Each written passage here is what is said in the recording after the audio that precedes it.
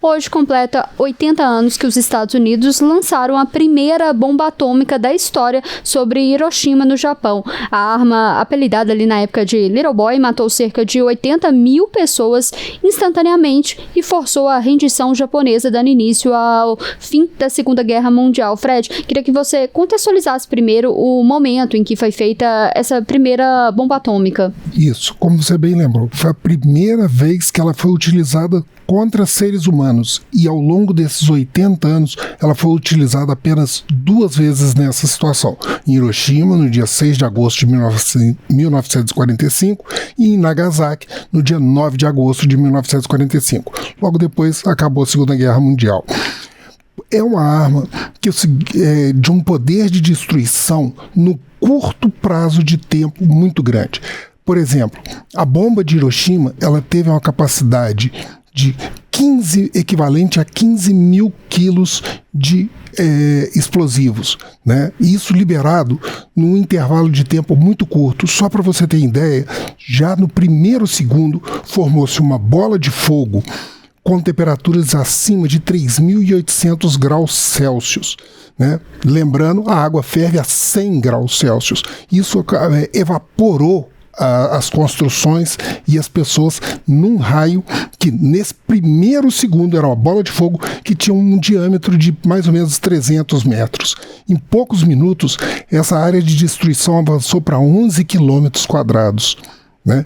Então, essa capacidade destrutiva num curtíssimo prazo de tempo é que gerou toda essa celeuma, né? E a capacidade de seus estragos perdurarem ao longo do tempo por causa da radiação gerou essa restrição e esse tabu ao uso novamente de armas nucleares.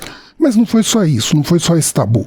Foram sendo construídos vários outros arcabouços legais, tratados, para que esses armamentos não fossem usados, em especial durante a Guerra Fria.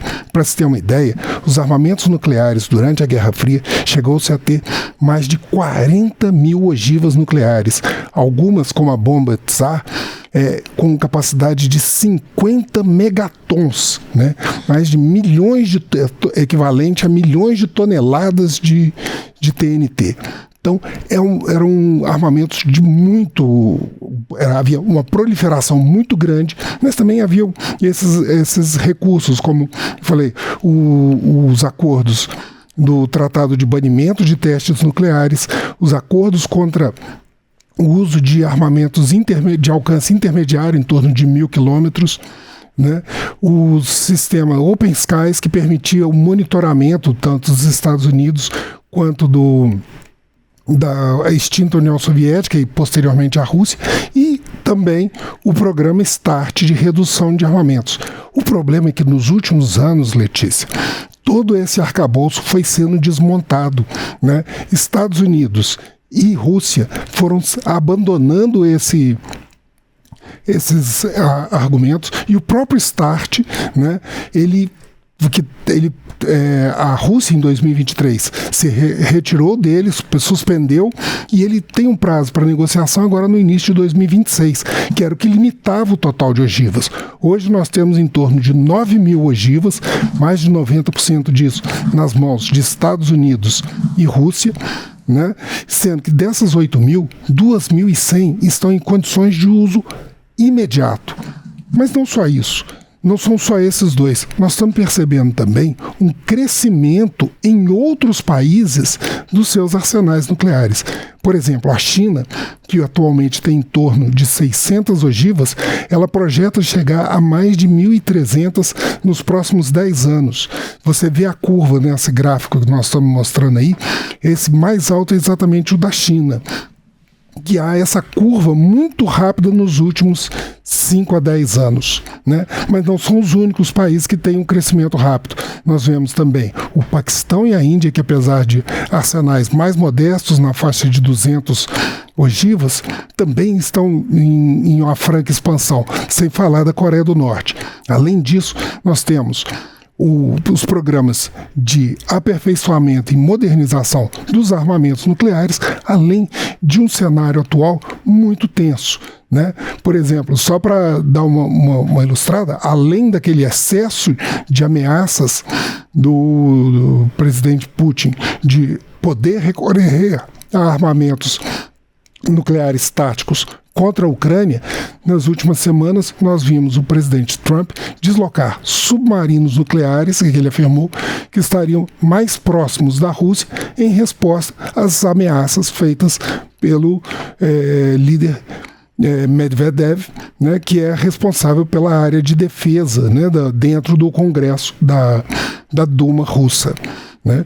Isso daí gera um momento de tensão, há um crescimento dessa ansiedade e um temor na população mundial que foi refletido nos atos da manhã de hoje no Brasil, né? Noite de ontem no Brasil, manhã no Japão, né? Quando esse evento realizado em Hiroshima reuniu mais ou menos 55 mil pessoas e todos ficaram muito temerosos e alertaram sobre o esquecimento do sofrimento e da dor que foi causado pela essa explosão. Né? Eles fizeram um minuto de silêncio.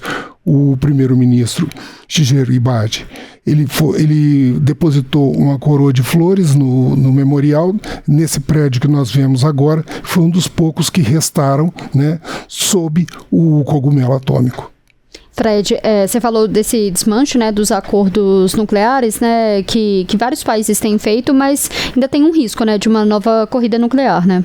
Esse é o grande temor. É um temor justamente pelo o crescimento dos conflitos, as tensões entre os países, né, e justamente esse desmanche dos regimes de controle nuclear ao longo que foram construídos justamente para que houvesse uma moderação na disponibilidade desse recurso que causa tanta destruição.